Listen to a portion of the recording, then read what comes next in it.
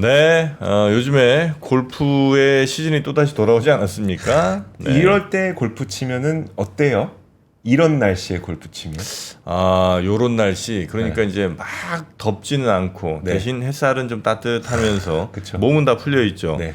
스윙이 획획 돌아가죠. 네, 쭉쭉 나가죠, 공이. 네. 그래서 공이 막 저 오비로 나가고 해저드로 나가고 쭉 공이 너무 잘 나가서 공이 어디 갔는지 모르고. 못 찾고 네. 그럼 이제 주머니에서 하나 슬쩍 흘리면서 찾은 척하고 뭐 이런 재밌는 일들이 많은 날씨입니다. 네. 미세먼지도 별로 없고 비 오고 나니까 확실히 먼지가 좀 덜하더라. 그래서 그런 데 가실 때는 R2G 알지. 알지. 네, 그 거리측 경기를 잘 보시면서 공 어디로 가는지 못 찾을 수 있으니까 공도 요걸로 찾으시기 바라겠습니다. 일부러 못 찾고 싶은 건 아니에요. 찾아봐야 마이너스니까. 자, 그러면 이번 시간 인덱스 시간 한번 시작해 보겠습니다. 유진투자증권의 이재일 투자전략 팀장과 함께 일단 테슬라 얘기 한번 좀 나누면 어떨까 싶습니다. 거의 테슬라 얘기로 가야죠 오늘은. 그렇죠. 네. 자, 이재일 팀장님 어서 오십시오. 어서 오세요. 안녕하십니까? 네, 반갑습니다. 네, 반갑습니다. 아유, 오늘 헤어로 많이 좀 힘을 주신 것 같습니다. 그런가요? 마왕 헤어. 여기 딱. 멋지십니다. 아니 그거보다 지금 뒷 네. 배경하고 네. 얼굴이 되게 잘 어울리시는데 최근에 좀 뭐 필드를 많이 나갔다 오셨어요? 좀 많이 타신 것 같아서. 좀 얼굴이 좀 탔죠. 근데 네. 필드를 나갔던 건 아니고요. 그냥 좀 햇볕을 많이 받아서 탔습니다. 그래요? 네. 네네네. 자, 여튼 오늘은 이제 네. 테슬라 실적 얘기해 보겠습니다. 테슬라가 실적이 아주 박살이 났어요. 그렇죠. 네, 네. 이 정도는 박살이라고 얘기해도 되죠. 뭐 그렇게 말씀하실 수도 있을 것 같고요. 네. 근데 사실은 1분기 때 실적이 좋았을 거라고 예상했던 분들은 많지는 않았을 것 같아요. 대부분 안 좋을 건데 예상이 뭐 얼마나 중요한 안 좋을 거니까. 거냐 뭐 이렇게 좀 생각들을 하셨는데 네. 생각보다는 확실히 좀 안 좋았다. 이렇게 좀 정리를 할 수 있을 것 같고요. 네. 특히나 비용 쪽에서 많은 증가가 있었습니다. 그러니까 테슬라가 지금 자동차를 판매하는 것뿐만 아니라 뭐 모델 Y 뭐 리모델링도 이번에 있었지만 네. 뭐 AI라든지 아니면 각종 좀 미래 기술 관련 투자를 많이 하다 보니까 좀 코스트들이 많이 증가하는 모습이 나타났습니다. 네. 그래서 그 부분 때문에 오퍼레이팅 프로핏이나 아니면 바텀라인 쪽 같은 경우에는 상당히 좀 기대치를 많이 하회를 했다 이렇게 좀 볼 수 있습니다. 네. 근데 비용이 증가한 것에 대해서 그리고 이제 비용이 증가한 것 때문에 수익성이 떨어진 것에 대해서는 시장은 원래는 어떻게 예상했었어요? 이 정도는 떨어져도 괜찮아라고 예상했었어요? 사실 이 정도로 나쁠 거라고 생각하지는 않았을 거라고 생각을 하고요. 네. 그러니까 작년 수준하고 비교를 했었을 때 뭐 작년보다 이제 판매량 감소 부분을 감안을 해가지고 뭐 어느 정도 실적이 악화됐겠지라고 생각을 했겠지만 그것보다는 훨씬 더 안 좋았다. 특히나 이제 판매 상황도 녹록치 않았고 네. 저희가 이제 좀 판매가 안 되기 시작하면은 아무래도 비용이 많이 들어갈 수밖에 없거든요. 네. 그래서 각종 비용들도 많이 들어가면서 실적은 기대치를 좀 하회를 했다라고 봐야 될 것 같습니다. 이번에 또 가이던스를 이번엔 발표 못하겠다고 네. 했어요. 네. 다음 분기에 우리가 발표하겠다. 이건 어떤 이유입니까? 그러니까 결국에는 관세 불확실성이 너무 크다 보니까 뭐 여기에 대해서 지금 정확히 코멘트를 할 수가 없는 거죠. 뭐 당장도 지금 어떻게 지금 뭐 미국과 중국 간의 관세가 어떻게 변화가 될지 네. 뭐 다른 국가들하고 관세 협상이 어떻게 될지 알 수가 없는 상황에서 특히나 일론 머스크가 지금 트럼프 행정부의 어드바이저로 있다 보니까 네. 여기에 대해서 좀 코멘트를 하는 것 자체가 좀 부적절하다는 생각을 했을 수도 있고요. 좀 Q&A 세션에서도 보게 되면은 거기에 대해서 직접적으로 질문을 받았을 때 네. 나는 대통령이 아니다. 이거는 대통령의 전조를 결정하는 거고 나는 수많은 어드바이저 중에 한 명이기 때문에 여기에 대해서는 뭐 구체적으로 코멘트할 수 없다라는 식으로 좀 회피하는 모습이 나타났습니다. 그래서 그런 거를 감안했었을 때 직접적으로 언급하는 것 자체에 대해 좀 피하지 않았나라고 생각이 됩니다. 사실 네. 근데 저는 그 관세에 대한 특히 자동차 관세에 대해서 이야기가 확 불거지기 시작했을 때 테슬라만 놓고 보면 어쨌든 미국에서 판매하는 양은 미국에서 모두 다 생산을 하니 이거 관세 영향 없는 거 아니야라고 한 좀 내심 기대도 했다가 시간이 좀 지나다 보니까 그래도 부품은 중국에서 들어오는 거잖아. 그럼 이건 관세 영향이 얼마나 되는 거야? 라는 이제 우리나라 기업들에 대해서는 많은 분들이 계산을 막 이래저래 해본 것 같거든요. 테슬라에 대해서는 근데 이게 그 관세로 인해서 비용 부담이 얼마나 늘어나게 되는지에 대해서 뭐 이렇게 계산한 거나라든지 피해 규모 예상치라든지 이런 게 있을까요? 근데 사실 이젠 각 자동차 회사들이 부품을 어느 지역에서 얼마 금액으로 소싱을 해오는지를 공개를 하진 않습니다. 네. 그러니까 테슬라가 이제 미국에서 조립을 한다고 했었을 때 일부는 멕시코에서 부품을 가져오고 캐나다에서 부품 가져오고 또 글로벌리 소싱하는 부분들이 있는데 그게 퍼센테이지가 몇 퍼센트라고 공개하는 회사는 없어요. 네. 그래서 정확히는 알 수가 없는데 근데 저희가 이제 짐작하기로는 미국에서 생산되는 부품들의 상당수가 멕시코로부터 넘어옵니다. 거기가 워낙 이제 제조 원가가 싸다 보니까 네. 그렇기 때문에 테슬라라 하더라도 멕시코나 캐나다산 부품들이 상당 부분 들어갈 수밖에 없다라고 좀 짐작이 되는 부분이 있고요. 중국산 부품 같은 경우에는 사실 그 트럼프 1기 행정 때부터 중국을 많이 견제를 했기 때문에 네. 중국의 부품 공장들이 멕시코로 이미 많이 옮겨와 있는 상태예요. 그래서 중국산 부품 비중은 그렇게 크지 않고 대부분 다 멕시코에서 지금 소싱을 하고 있지 않나 이렇게 좀 추정이 되고 있습니다. 그럼 테슬라 주주분들은 멕시코 대통령이 잘해주시길 바라야 되겠네요. 그렇죠. USMCA 그 관세 유예가 네. 좀 지속이 되느냐 안 되느냐가 훨씬 더 중요한 문제라고 볼 수 있습니다. 근데 테슬라 멕시코 대통령이 트럼프를 그렇게 잘 도닥인다고 소문이 좀 나 있더라고요. 마두로? 네. 아, 그 여성분. 네네네. 아, 그분이 굉장히 새로 신임 대통령. 트럼프랑 아주 잘 지낸데요. 이렇게 되게 잘 우쭈쭈를 잘 하신다고 뭐 이런 네네네. 평가가 나오더라고요. 근데 그 테슬라가 원래 모델 Y도 신제품 나오고 뭐 또 모델 2인가 뭐 이런 거 등등도 이제 나올 때 되지 않았어요? 모델 Y는 이제 양산 체제가 확고하게 이제 자리 잡았죠. 그래서 네. 이제 4월 달부터는 본격적으로 양산 물량이 나오면서 신모델들이 시장에서 판매가 되기 시작을 한 것 같습니다. 예. 그래서 1분기 때 판매가 안 좋았던 원인 중에 하나가 결국에는 이 모델 체인지하는 과정에서 생산 차질 요거 때문이었는데 뭐 2분기 때는 그 문제는 좀 많이 해결이 되는 것 같고요. 네. 말씀하신 모델 2 같은 경우에는 저가형 모델 말씀하시는 건데 네. 이게 사실은 어젠가 며칠 전에 이젠 저가형 모델 출시 일정이 미뤄졌다라고 네. 하는 기사가 나왔었거든요. 근데 오늘 이제 시적 발표를 하면서 거기에 대해서 부정을 했습니다. 상반기 중에 나온다? 계획한 대로 출시가 될 것이고 다만 이젠 지금 워낙 좀 서플라이 체인 관련해서 이슈들이 많기 때문에 램프업 시점은 좀 많이 늦어질 것 같다. 그러니까 공개는 상반기에 하되 본격적인 양산은 올해 하반기 연말 그리고 이렇게 좀 시장이 풀리는 거는 내년도가 되지 않을까 이렇게 좀 시간 자체는 좀 지연이 된 거는 사실입니다. 지금 그 테슬라 투자하시는 분들이 가장 기대했던 것 여러 가지 가운데 하나가 그 저가형 전기차였는데 그게 지금 계획이 어떻게 보면 나온 거네요. 그렇죠. 그래서 어제 나왔었던 이제는 연기 소식은 사실이 아니다라고 얘기를 했기 때문에 그거에 대한 우려는 좀 많이 완화가 됐다라고 봐야 될 것 같습니다. 네.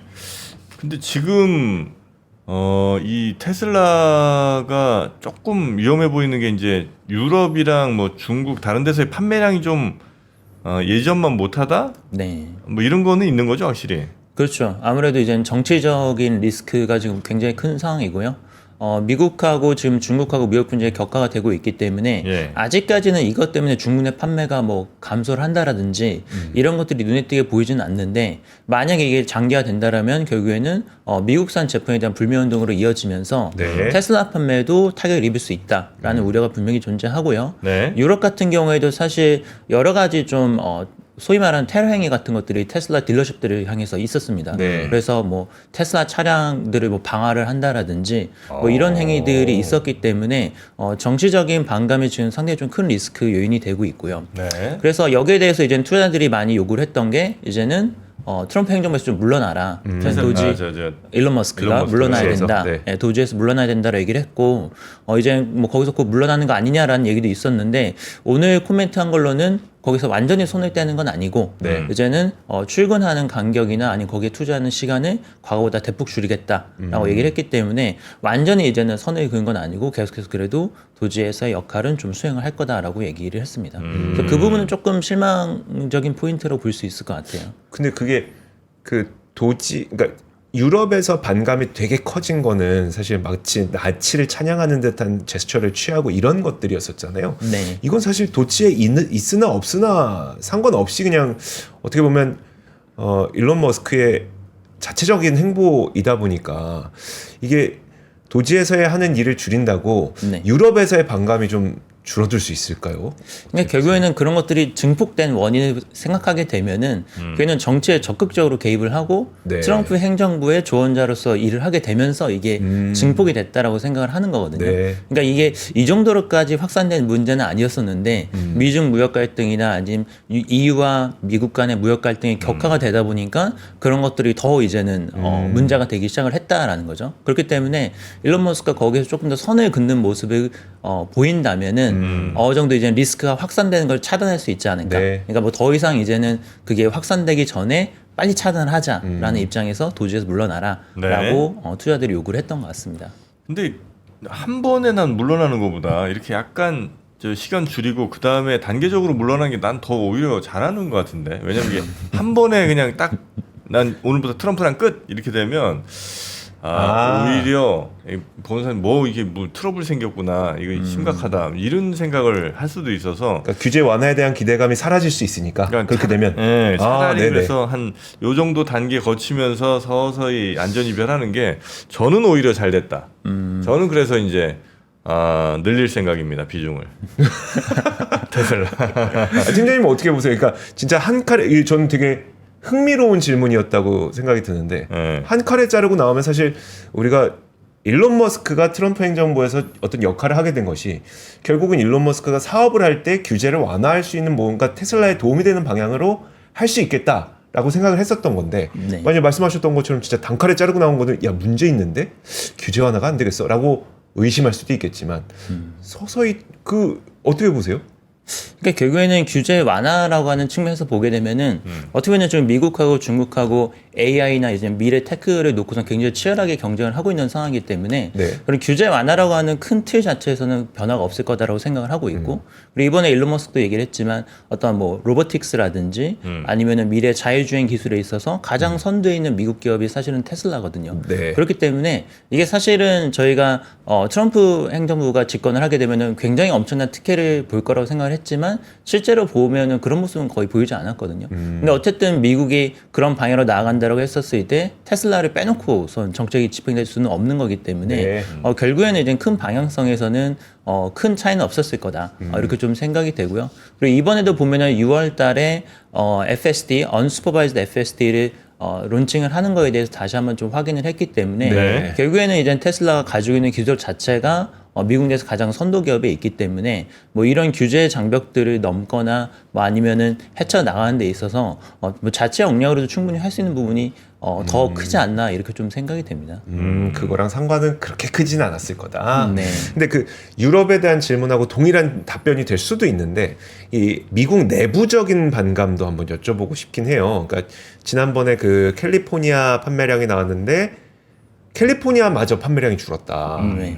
근데 캘리포니아는 대표적으로 일단 IT에 선호하는 성향이 강하고 테슬라를 좋아하는 분들이 많았는데 캘리포니아마저 줄었다. 이거는 좀 미국 내 반감이 너무 큰 거 아니냐에 대해서는 어떻게 보세요? 그 부분도 이제 사실인 것 같고요. 사실 전기차 얼리 어답터 분들이나 전기차 애국가 분들을 보게 되면은 사실은 좀 진보주의적 진영에 있는 분들이 많은 게 사실이거든요. 네. 그리고 어떻게 보면은 이제 트럼프 대통령 같은 경우는 뭐 대외적으로 전기차나 어떤 기후 변화에 대해서 굉장히 좀 부정적으로 평가를 하고 있기 때문에 전기차랑 어떻게 보면 전혀 결이 맞는 정치적 성향은 아니긴 합니다. 그래서 그 부분에서 좀 마이너스 부는 부분이 분명히 있을 거다라고 생각을 하고 있고 그래서 사실은 아까 말씀드린 것처럼 도지에서 이제 물러나라 그리고 이제 어느 정도 좀 선을 그으면서 테슬라라고 하는 이제 전기차 그리고 미래 기술에 집중하는 모습을 보여줘라라고 하는 게 그런 리스크를 지금 빨리 차단해야 된다. 이게 계속해서 장기화되고 길어지게 되면은 치명적인 데미지를 얻을 수 있기 때문에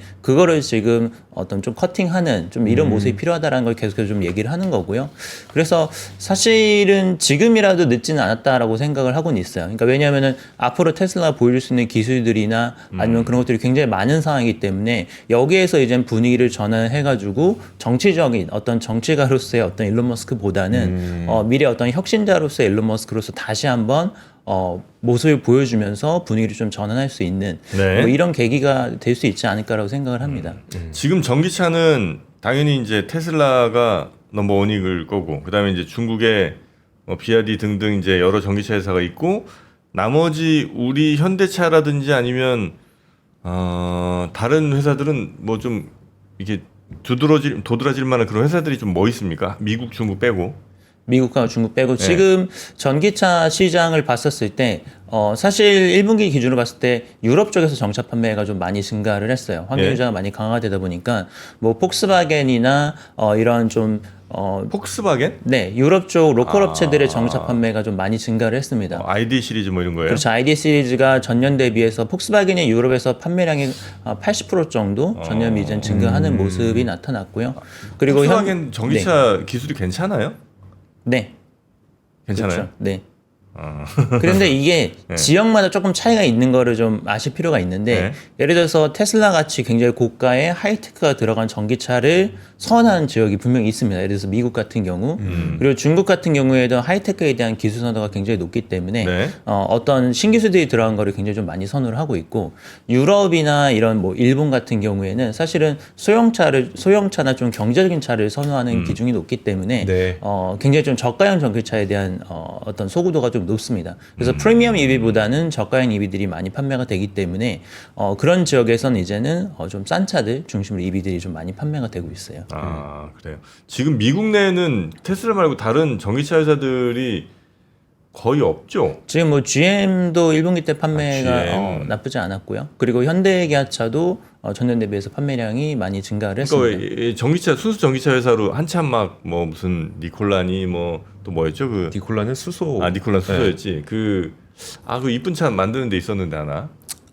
루시드 모터스도 루시드, 있었고 루시드 뭐 있는데 이런 네. 데들은 지금 거의 박살났죠. 볼륨이 지금 아직까지는 그렇게 크게 나오지 않고 있는 상황이고요. 네. 그러니까 그런 전기차 스타트업들의 문제가 뭐였냐면은 약간 테슬라 워너비처럼 굉장히 프리미엄 세그멘트로 처음부터 진출을 해서 고가 차량들을 많이 내놨었는데 지금 시장 수요가 어떻게 보면은 거기에서 조금 더 경제성 있는 이런 EV들로 가고 있는 상황이기 때문에 네. 아직까지는 좀 볼륨들이 좀 많이 확보가 안 되고 있고 대부분 이제는 소위 말하는 레거시 메이커들, 뭐 폭스바겐이나 현대차 뭐 이런 업체들이 내고 있는 중저가형 EV 모델들이 지금 시장에서는 판매량이 가장 많이 나오고 있습니다. 그래요.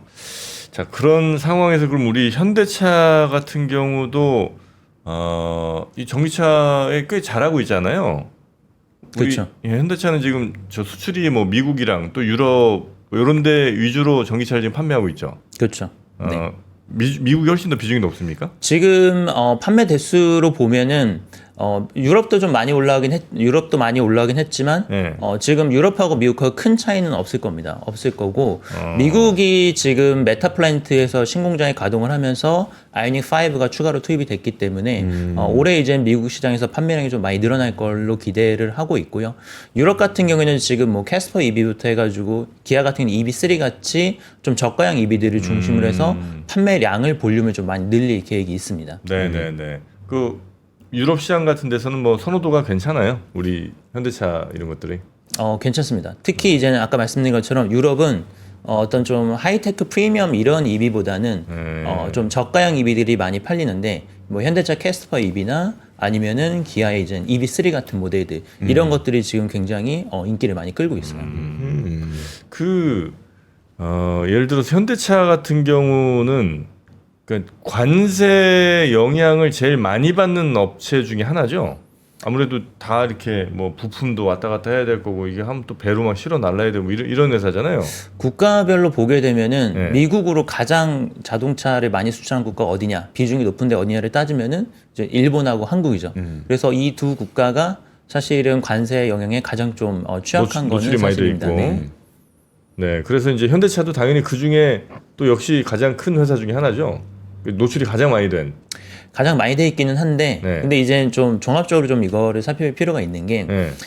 일단 미국 시장에서의 어떤 중복 투자를 했었을 때 거기에 따른 부담이 크냐 안 크냐를 좀 저희가 생각을 해야 되는 게, 네. 사실 지금 완성차 업체들이 굉장히 많이 고민하는 게 이 트럼프 관세가 계속해서 유지가 되는 건지 아니면 지금 이런 식으로 위협만 하다가 끝나는 건지 이거를 지금 굉장히 헷갈려 하거든요. 네. 만약에 이제는 관세가 계속 간다라고 하면은 미국에 대규모 투자를 해가지고 생산 설비를 완비를 해야 되겠지만 그렇게 되면은 다른 지역하고 중복 투자가 될 수밖에 없잖아요. 근데 이게 만약에 이렇게 하다가 관세가 없어져 버린다 이렇게 되면은 사실 난리가 나는 거거든요. 네. 미국에다가 이미 투자를 다 끝내놨기 때문에 그래서 지금 대부분의 업체들이 그냥 일단 지켜보자. 이거 어떻게 될지 모르니까 섣불리 투자했다가는 큰일 날 수 있으니까 지켜보자라는 입장이고요. 근데 이제 현대차 같은 경우는 과감하게 선제적으로 투자를 할 수 있었던 게 사실 현대기아차가 미국 시장에서 점유율이 최근 몇 년 사이 굉장히 빠르게 올라왔고 네. 그리고 미국에서 새롭게 출시해야 될 모델들이 굉장히 좀 많거든요. 그렇다 보니까 중국 투자 위험이 없는 거예요. 그러니까 미국에 지금 투자를 하고 나중에 관세가 없어진다 하더라도 네. 공장을 충분히 가동시킬 수 있다라는 자신감이 있다라는 거죠. 그래서 지금 미국에서 판매량이 올라오고 있는 메이커랑 이미 거의 모든 라인업을 다 깔아놔가지고 중국 투자를 해야 되는 메이커 간의 좀 대응 전략이 지금 좀 차이가 날 수밖에 없는 이런 점이 좀 있습니다. 그래서 그런 면에서는 현대기아차가 상당히 좀 유리하다라고 볼 수 있죠. 그 중복 투자라는 게 그러니까 좀 구체적으로 잘 안 와닿아서 어떤 네. 시기예요? 그럼 예를 들어 뭐 GM이나 포드로 만약에 얘기를 든다면 예를 들어서 뭐 GM이나 뭐 네. 도요타 같은 경우를 따졌을 때 예. 예. 지금 미국 내에서 거의 모든 세그멘트에 전 차종이 다 투입이 되고 있거든요. 네. 그러니까 예를 들어서 뭐 픽업 트럭도 다 하고 있고, 뭐 대형 SUV도 다 하고 있고, 뭐 전기차 라인도 있고, 뭐 하이브리드 라인도 있고 다 있단 말이죠. 네. 그래서 여기에 지금 추가적으로 투입할 수 있는 모델들이 없습니다. 뭐 예를 들어서 렉서스 같은 이젠 고급차 모델도 이미 미국에서 생산 중이고요. 네. 그래서 이거를 만약에 일본에 있는 시설을 떼가지고 미국으로 간다고 하면은 네. 일본에 있는 거를 확 줄여야 돼요. 이렇게 되는 상황인데 예를 들어서 현대기아차 같은 입장에서는 지금 전기차 양산 라인도 갖춰야 되고 네. 그리고 하이브리드 라인도 지금 계속 늘리고 있죠. 옛날에는 좀 중소형 차급에 넣다가 하이브리드 이제 고급차 그리고 이제 제네시스까지도 이제 들어갈 거기 때문에 뭐 하이브리드 양산 라인들 그리고 제네시스 현지 생산이 지금 아직 안 이루어지고 있는데 네. 제네시스 현지 생산 라인들이라든지 이런 모델들이 추가로 들어갈 게 있기 때문에 중국 투자에 대한 우려가 좀 없다. 그러니까 이미 모든 라인업을 다 판매하고 있는 네. GM이나 도요타 같은 메이커랑은 좀 차이가 있다는 거죠. 현대차가 이번에 참 뭐 40종 넘게 신 모델 나온다면서요? 40종이라고 하시면 아마 앞으로 향후 5년 동안 현대기아차 합쳐서 그 모델들을 다 합치면 그 정도 될 것 같습니다. 네. 아 5년 동안이에요? 네네. 아 그래요? 네. 아, 향후 네. 뭐 엄청 쏟아낸다는 아니 뭐- 그래도 많은 거죠. 그 많은 건가? 여튼 그래서 굉장히 막 적극적으로 여러 모델들하고 뭐 완전 이제 풀체인지 모델들도 많이 좀 나오는 것 같긴 하던데 요즘이 그럴 때이긴 해요. 그러니까 왜냐면 굉장히 좀 어려운 시장이잖아요. 관세 문제 뭐 또 전세 경기 침체 등등 해서 굉장히 어려울 때 어쩌면 요거를 공격적으로 하면서 그렇게 현대차처럼 극복할 수도 있고 어쩌면 요럴 때 이제 내실을 좀 다지면서 나가는 돈 좀 줄이면서 이제 이 힘든 시기를 이겨낼 수도 있는 뭐 전략은 이제 다 다를 수 있을 테니까. 근데 지금 현대차는 조금 더 공격적으로 가는 걸 택한 거죠. 그렇죠. 조금 지금 외부 환경에 어떤 뭐 일희일비하기보다는 중장기적인 전략 계획을 가지고선 그거를 꾸준히 추진하겠다라는 입장이다라고 볼 수 있고요. 그리고 말씀하신 대로 모델들이 많이 늘어나는 게 이제는 하이브리드란 전기차 모델들이 계속해서 늘어나기 때문에 네. 그렇습니다. 그러니까 기존에 사실은 하이브리드 모델이 없었던 모델들까지 다 파생 하이브리드가 들어가게 될 거고요. 그리고 전기차 모델들이 신규로 대거 투입이 되기 때문에 모델 라인업이 이제 굉장히 많이 좀 풍부해지는 단계가 앞으로 한 5년 정도가 될 것 같습니다. 저 요즘에 하이브리드 인기 있다 그래서 하이브리드 좀 질문 드리고 싶은데 전 세계에서 하이브리드 할 수 있는데 거의 뭐 도요타랑 현대차밖에 없다. 그 정도의 평가를 받고 있잖아요.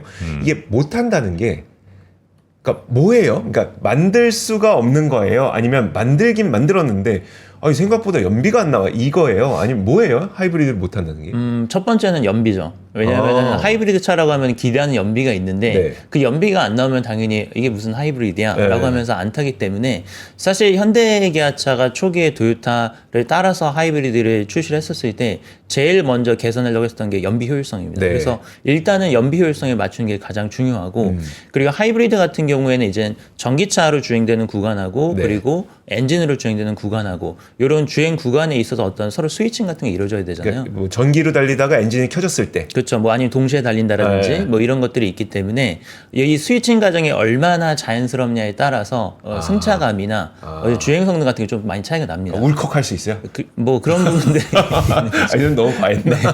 그래서 그런 게 있기 때문에 사실은 아직까지는 도요타가 굉장히 높게 평가받는 것 중에 하나가 그런 부드러운 전환이거든요. 그러니까 엔진 간의 서로 전환이 굉장히 부드럽게 잘 되고 그래서 실제로 타봤을 때 뭐 실제 연비보다 더 연비가 더 좋게 나온다. 좀 네. 이렇게 평가를 받을 정도로 굉장히 좀 미묘한 어떤 그런 하이브리드 엔진을 다루는 기술들이 있습니다. 그래서 이런 노하우들은 굉장히 오랫동안 차를 만들어야지만 개선을 할 수 있는 부분이고 현대기아차도 사실 1990년도부터 하이브리드 기술 개발을 했고 네. 2000년도 이후부터는 좀 독자적인 하이브리드 엔진을 양산을 했었기 때문에 어떻게 보면 굉장히 개발한 연력이 네. 상당히 된다라고 볼 수 있고 나머지 어떤 유럽이나 이제 미국 업체들 같은 경우는 그런 기술력을 확보할 만한 충분한 시간이 없었기 때문에 지금은 이제 일본하고 한국 차만 좀 양대 산맥으로 남아 있고 나머지들은 이제 할 수는 있는데 굉장히 효율성이 떨어지기 때문에 좀 인기가 없는 상황인 거죠. 뭐 유럽은 그때 디젤 열심히 했었죠. 그렇죠. 디젤 클린 디젤 한다고. 네.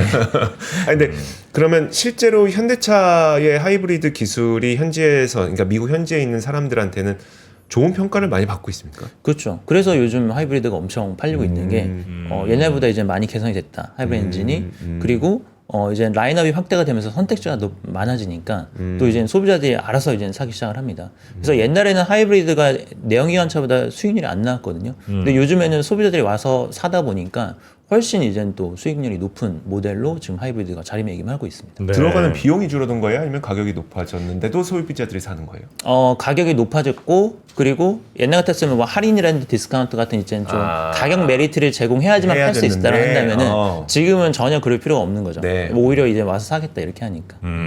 근데 끝으로 현대차 주가는 왜 이래요? 이렇게 잘하는데.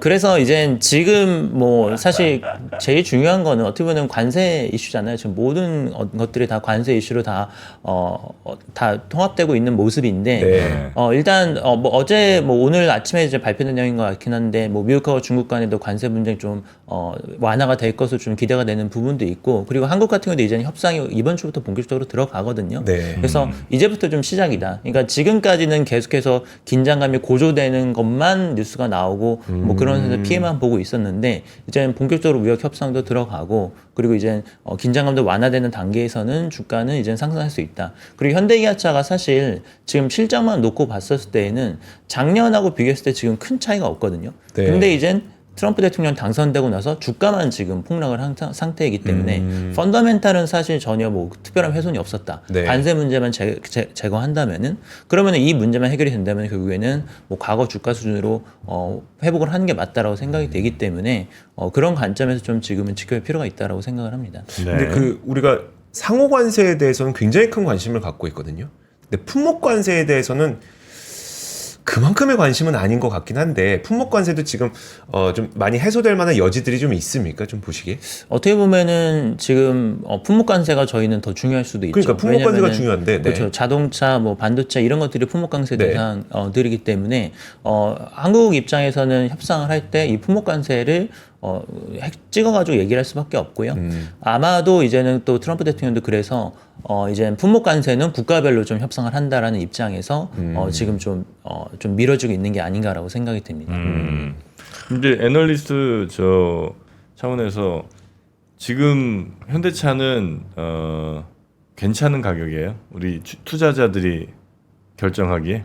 그러니까 뭐 제 생각은 뭐 말씀드린 것처럼 펀더멘탈은 변함이 없다. 현대기아차 지금도 차량 판매 잘 되고 있고 그리고 수익성 훼손도 사실은 거의 없는 상황에서 관세 때문에만 주가가 빠진 거기 때문에 관세 리스크 해소가 결국에는 주가가 다시 반등 나오는데 키가 될 거다. 이렇게 생각을 합니다. 마지막으로 그 지금 가격 수준에서 배당 수익률을 계산해 보면 현대차는 지금 몇 퍼센트 정도 나옵니까? 과연 6% 넘을 것 같은데. 6%는 될 것 같은데.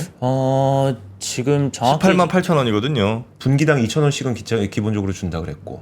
네, 저도 좀 계산해봐야 되는데 네. 이게 왜냐하면 배당하고 이제는 자사주 매입 소각하고 이게 다 지금 좀 섞여 있는 상태긴 한데 현대기아차가 지금 장기 순이익의 30% 정도를 얘기를 했었거든요. 지배이익의 30%를 이제 TSR 해가지고 쉐어홀더 리턴으로 주겠다라고 생각을 했기 때문에 뭐 올해 한 뭐 12조 정도 이제 지배이익이 나온다고 생각하면은 뭐 30%면은 뭐 한 3.6조 원. 그럼 현대차 지금 시가총액이 50조가 조금 안 되는 것 같은데. 네. 그러면 대략적으로 계산하면 한 7% 정도 TSI 기준으로. 그러니까 이게 네. 요즘에 현대차를 보면은 물론 이렇게 관세 영향에 의해서 주가가 하락한 건 맞는데 뭔가 단단하게 하락한다는 느낌이 좀 있어요. 그러니까 급하게 안 빠지고 뭔가 단단한데 막 이런 느낌이 좀 있거든요. 이게 분명 좀 영향이 있지 않을까요? 뭐 바텀을 받쳐주는 데는 확실히 좀 중요하게 작용을 할 것 같고요. 네. 근데 지금은 사실 뭐 계속해서 말씀드리지만 결국에는 관세. 그러니까요. 요거가 해결되기 전까지는 뭐 손이 안 나간다 이렇게 좀 네네. 말씀하신 분들이 많아서 이번 주에 좀 협상 과정을 좀 지켜볼 필요가 있을 것 같습니다. 네. 네, 관세는 뭐 지금 상황보다 더 안 좋게는 안 갈 겁니다. 그쵸. 예, 너무 안 좋은 전망 안 하셔도 괜찮겠습니다. 오늘 제가 잘 확인해 드릴 테니까 네. 네, 이제 팀장님은 너무 그 걱정은 많이 안 하셔도 되겠습니다. 아시겠죠? 네, 팀장님과 함께 오늘은 자동차 특히 이제 테슬라와 현대차 얘기 집중적으로 좀 네. 살펴봤고요. 고생 많으셨습니다. 다음에 또 봬요. 네, 네, 감사합니다. 고맙습니다.